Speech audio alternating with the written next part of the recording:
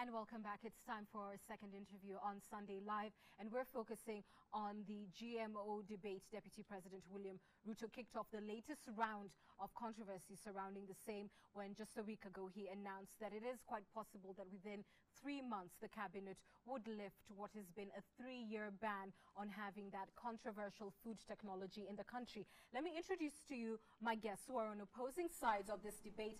To my left is pro-GMO advocate Dr. Richard Odwor of the Kenyatta University Biotechnology Consortium, where he is a chair and, of course, a senior lecturer at Kenyatta University. Thank you for coming. And to my right, anti the GMO debate is Wanjiru Kamau, an agriculture and policy expert with the Kenya Biodiversity Coalition. You're both welcome to the program. Dr. Let me start with you, because it has been argued that there is a lack of understanding of what exactly GMOs are and what they would do to our bodies, to our land if introduced into the country. Why don't you just give a very short introduction of what exactly is a genetically modified organism, and in as far as food types or crop is concerned, what is available the world over? Thank you so much, Anne, and I must say that probably just a small little correction. I am not the chair of the department, but the chair of Kenya University Biotechnology Consortium. Correct. But also a senior lecturer in Kenyatta University, which is understandable. But of this, mine is to tell you that biotechnology, or genetically modified actually organism, is a technology that actually takes advantage of the systems of the plants in such a way that it will give you improved crops or products, and all this is for the good of human health and food and probably fiber. Would drought-resistant crops sit in the same definition as GMOs? It depends really on whether we are looking at plants or GMOs, and precisely I would say that plants that are developed through the traditional methods or those that are developed through modern technologies. Okay. So depending on which actually side you are at, and the difference is not huge. It is just those crops that you have developed through the traditional means that you are giving them a little bit more ability to survive environmental constraints. Right. And that is what actually genetic improvement is all about. Okay, and to the specific types, I know in Kenya specifically, the perhaps more controversy has been on maize, and that has been the big push to get genetically modified maize into the market. What is available the world over? World over, we've got quite a number of genetically modified products or foods. In Kenya, for example, we don't have genetically modified, plants or crops. Ever. And when you hear people talk about genetically modified crops are in Kenya, I wonder where they're getting it from, because the National Biosafety Authority that is mandated to regulate has not released any of genetically modified crops to the environment. So world over, we have maize, we have got cotton for fiber and also feeds. And, we've got animal feeds. Animal feeds, and of course for oil, we also plant oils from cotton, yes, seeds. Of course, we've got canola. Yes, fair enough. So it's a wide range, but it's wide open. Just for fairness in the debate, you are alleging that there are no GMOs in the market, something that has been disputed by those against it. And in as far as growing the same, it is understood that it's been grown now within greenhouses as part of experimentation, but has not been released to larger public farms, if you like. Yeah. So let me bring you in, Wanjiru. So when you hear the Deputy President say that it's quite possible that this 3-year ban will be lifted possibly in 3 months, what is it that concerns you, and on what scientific basis are your concerns poised? Thank you, Anne, for the opportunity. I just want to add something to what Dr. Ari says about biotechnology, because and we like to keep this simple, because we often deal with farmers and people without the kind of scientific understanding Dr. Ari has. And one of the things that has been pushed is biotechnology is equal to genetic engineering, and the two, one is the umbrella of the other. Biotechnology covers genetic engineering, and genetic engineering is really what is controversial. And when we talk about GMO, in the simplest layman's terms, is adding a genome or genetic material that does not you're not normally found in that crop, in that maize. I'll give you an example. For instance, when we talk about genetically engineered maize or BT maize, we have introduced a bacteria from normally found in the soil into maize. Under normal circumstances, you will never find this genetic material in maize from this bacteria. But scientists have found a way of mixing these genes in a lab and then multiplying them and making them seed. Why is that dangerous for you, and based on what scientific evidence? Well, there's a lot of scientific evidence from independent scientists. One of the things we are finding, a lot of research in developed countries is actually funded by multinational companies that have a direct interest in positive outcomes of research. But when research is done by independent scientists, I'll quote a few like Seralini and Pushtai, when they do independent research that is not really funded by any multinational, they find that their findings impacts on human health, on environment that need further study before people embrace GMOs. But for us, importantly, is genetic engineered seed is owned by very few multinational companies. So putting the control of seed in very few hands disenfranchise small-scale farmers. It means in future, if they want their own varieties, it will be very difficult to get them because seed will be owned by very few companies. Two, genetic engineered seeds are patented, and therefore they are protected by intellectual property rights. What that means, and we've seen this happen in America, is that if you share, save, or replant the seed that is owned by a corporate multinational, they can take you to court. They've already taken farmers to court in the US and in Canada for planting GMOs or sharing or saving GMOs. It's not allowed because they are patented. You'd have to keep buying. You'd have to keep buying and signing contracts. It's happened in the US. And then the other thing is that our smallholder farms are very small. We have farmers 1 acre or less. And contamination, for instance, if you are growing a maize, if I'm an organic farmer and my neighbor is growing GM maize, there's no way I'm going to grow my organic maize because there'll be cross-contamination from the genetic material through wind and insect pollination. So it means if we embrace genetic engineered maize, all of us will have to take it on. But I want to be sure I get this right. You're saying that if I'm growing GM maize, and then I've gotten it, rightfully from, these few companies that you've talked about, and then I want to plant in the next harvest, I will have to get fresh maize from them. I can't, use the proceeds of the previous harvest to plant again. No, you cannot. Wow. Okay. You cannot do that. Okay. And this is what we've seen happen to farmers in the US and other developed countries. So you're saying there's not only a health complication, but there's an economic There's consequence exactly. as well. Let me come to you, Dr. Odor, and I want to refer to the Giles Eric Seralini study that she's referred to of 2012, which has basically been dismissed by those of you who are pro-GMOs. And that particular study found that there was a direct relationship between GMO consumption and cancer, to the extent that there's even a hint of doubt as to whether or not these are safe. Why not say that we should pause on this until there's actual independent scientific evidence that shows that there are no harmful or negative consequences of consuming GMO products? Thank you, Anne. And before I answer the question around Seralini's paper, could you allow me just to also interject on some of the comments from... very briefly. Yeah, very briefly. Because she's talked about that GMO products and GMO crops are all patented. I can tell you now and confirm to you that the kind of GM product, which we are calling BT maize, that the debate currently is on about, is actually a royalty-free. That the developers, which involve Kenya, Calro, which yes. of course, AATF, yes. and many other researchers in this country, have come together through a PPP, private-public partnership, you get that. And they have come up with this BT maize, which and I'm happy that she also hinted to it, that BT, actually what has been done to it is from that bacteria, as she says. But that bacteria is available in the soil. You eat it daily with salads, you eat it daily in the soil. It doesn't harm human beings.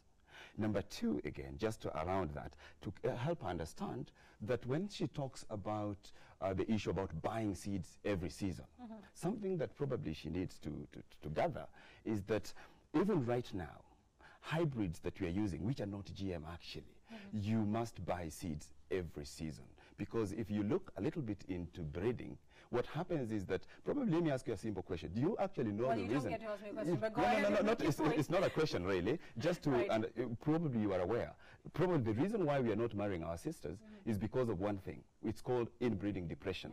You cannot marry your sister because when you do that together, you are pyramiding the genes, and therefore, you know, leading to something that we call yes. Now, on around that still, it is important to understand that the basis, you know, or her allegation that you will be buying seeds every season does not count. Why? Because even right now, the conventionally available seeds, you buy seeds every single season.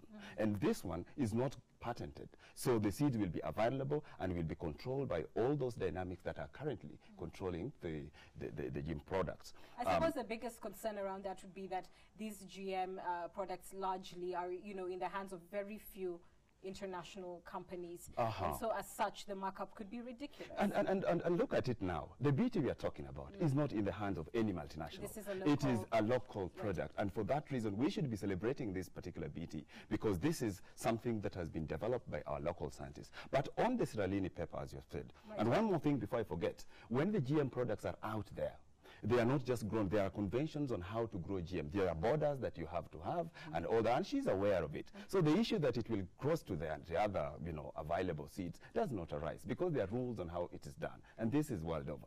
Now, on Sierra Leone pepper, and I'm very happy that you've talked about that if pepper. you would get to the Yes, I am talking about it. This pepper was actually published in 2012, and was world over discredited.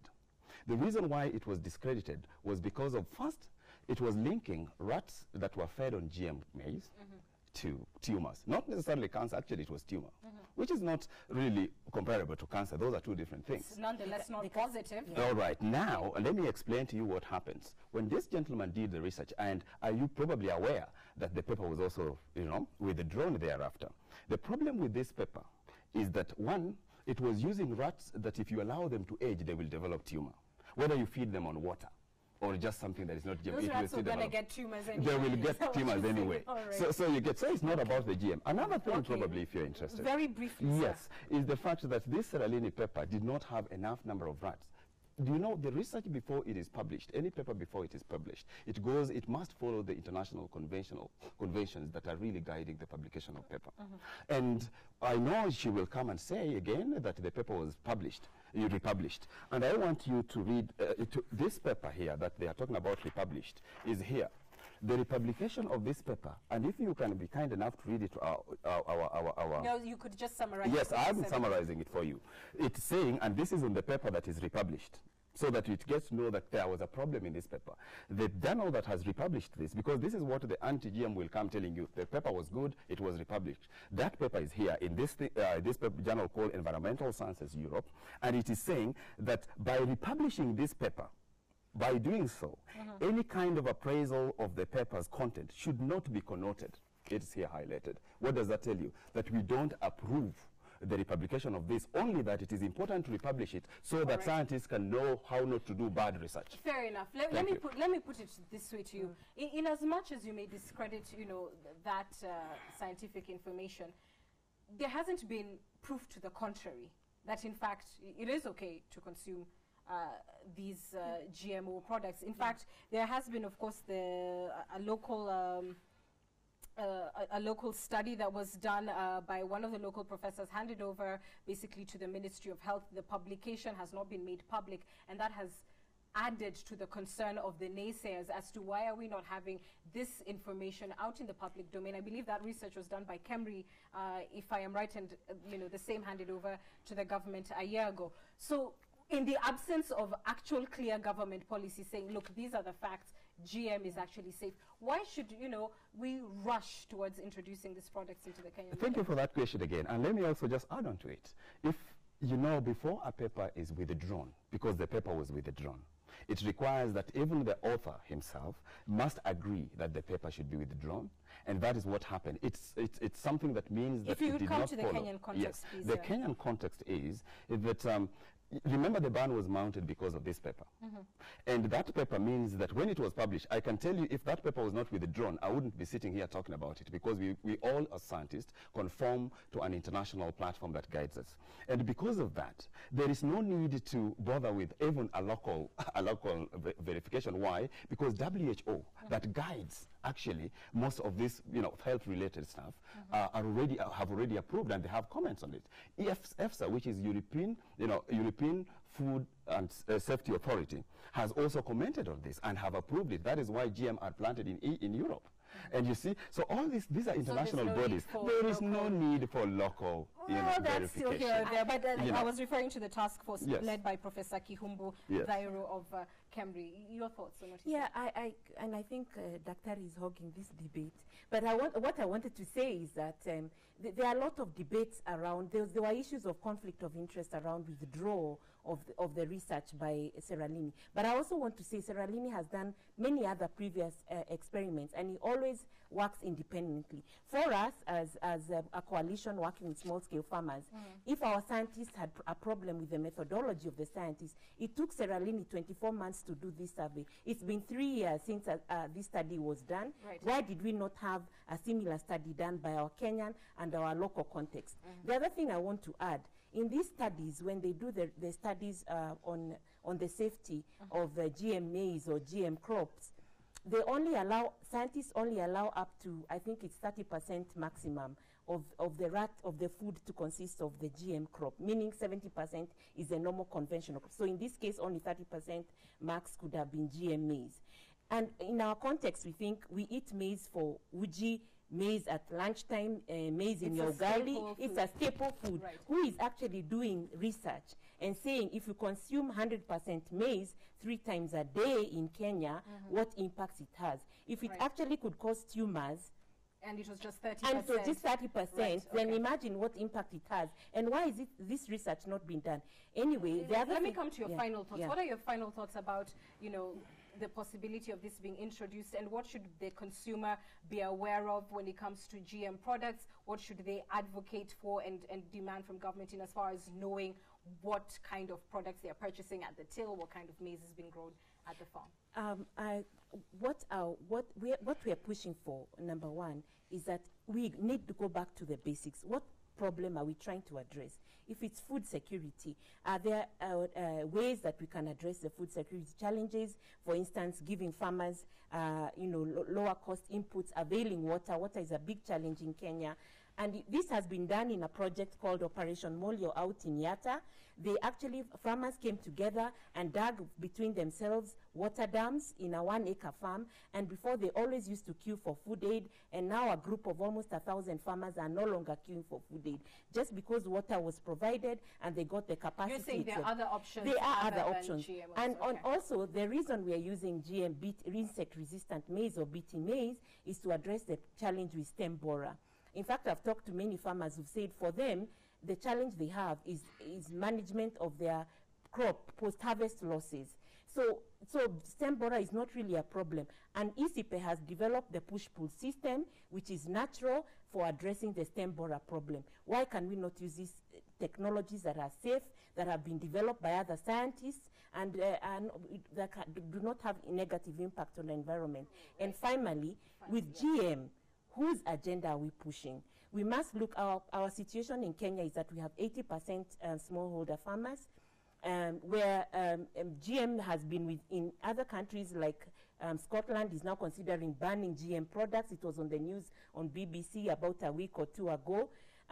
Russia has banned GM. Italy, Germany has banned MON 810, and MON 810 is a variety that is about to be commercialized in Kenya. It's been banned in Italy, Poland, Germany, all those countries. Why do we want to use it in Kenya? Unfortunately, I must wind up our conversation there, but for your information, the National Biosafety Authority has invited comments from the public on GMAs, what you've just heard Wanjiro refer to. The deadline to submit the same, if you have any concern via writing, is next Sunday. I thank you both for your views.